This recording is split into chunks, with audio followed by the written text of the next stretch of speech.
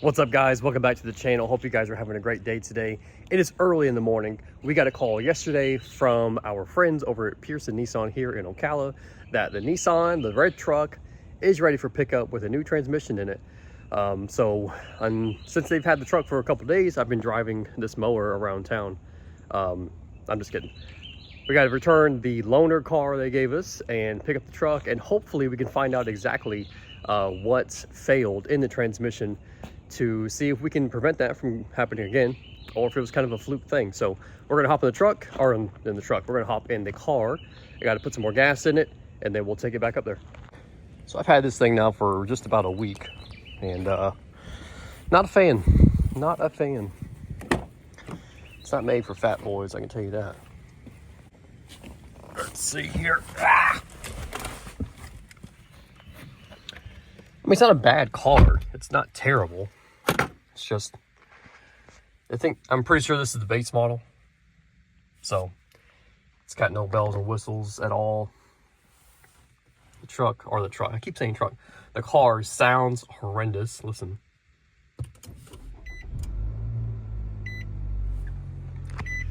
Sounds like a hairdryer. Yeah, not a fan. But anyway, we're going to go return this and get our truck back. Now, one of the best things about the car obviously has been the gas mileage. This is pretty accurate. I reset it when I got it and been driving it a little bit. 300 miles on the car now. There's I think there was 137 when I got it. So it's been a little over a week. Haven't driven it too much, obviously. But yeah, still looking forward to getting the truck back. Hopefully it is truly fixed and not just fixed for now. So we'll see.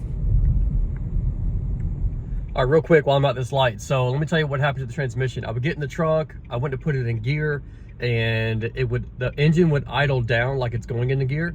But you hit the gas, nothing happens.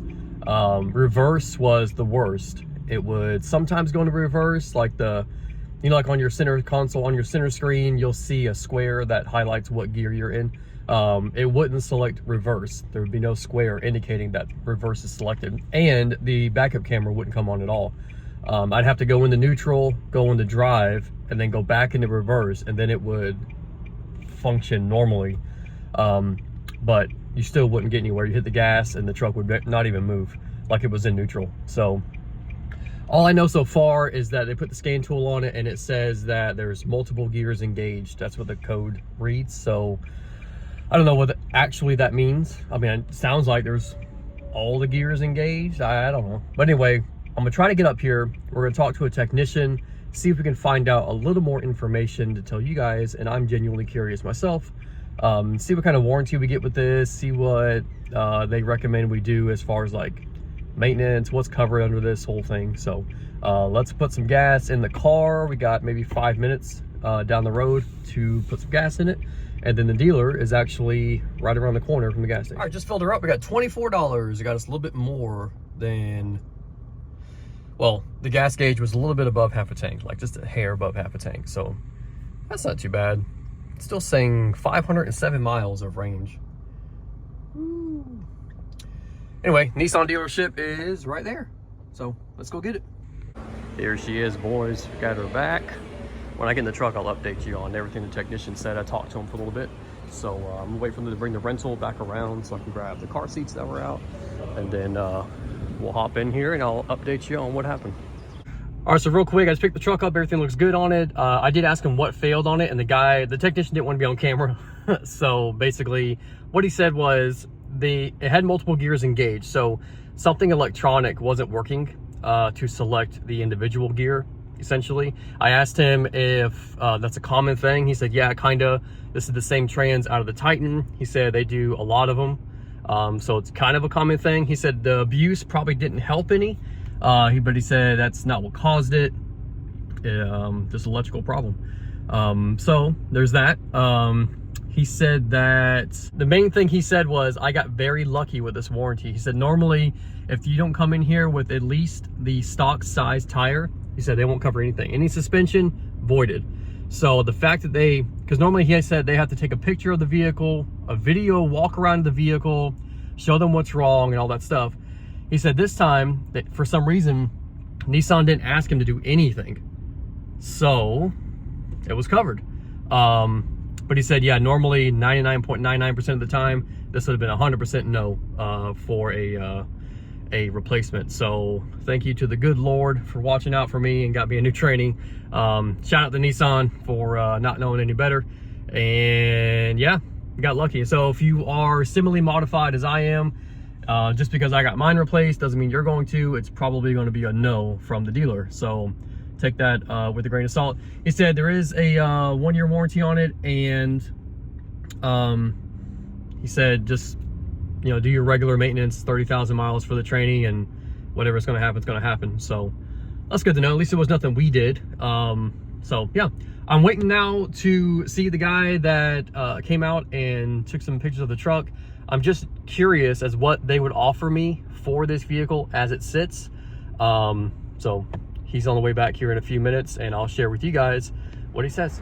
While we wait for him, we'll check out this 25 model with them ugly wheels on it. Same bed. I think everything else is the same for the most part. The screen's bigger, but it's not necessarily bigger and useful. Like half of it is used for something else, and the other half that's still the same size as your 3rd gen, your older models will just display what it's already displaying. So it's not really a bigger screen. They want 53 for this one. It's a Pro, so it's okay. They're okay. I can't get over them wheels. They're just so bad. And honestly, I'm not a fan of the front either. I like the 2nd gens better, but you know, whatever. All right, so we're rolling. Everything feels good. So they said that they would give me about 16 grand for this truck as it sits, which obviously is pretty low, but he said mainly, you know, it's so modified that, you know, who's going to buy it? How can you list it? Or, you know, what are you basing that 16 grand on? That what they did was they based that on the KBB value of it. So, you know, if you're curious, because I was curious, that's what they said. So we're on the way home, and we're going to drive this a little bit more today to make sure everything is good. They did say that I needed some rear brakes, which I believe them, because it sounded terrible when they pulled it into the bay there for me to pick it up. So anyway, she's back. Another thing I want to do is get the transmission up to temperature. I got to do some errands, so I'm going to hop in the truck. We're going to do some driving around and try to get the temperature of the tranny all the way up to where it's, you know, operating at, and see if it does that weird downshift anymore. It shouldn't, right? It's a new tranny, so we're pretty much there. It only got a little bit to go. By the time we get to our first stop, it'll be all the way up where it's got to go, and we'll see if it does it. It's just got to come up a little bit, tiny bit more. Hopefully it doesn't do it, because it got really annoying there at the end. So hopefully that's fixed. Well, I just came to a complete stop. Didn't have any issues, so that problem is officially gone.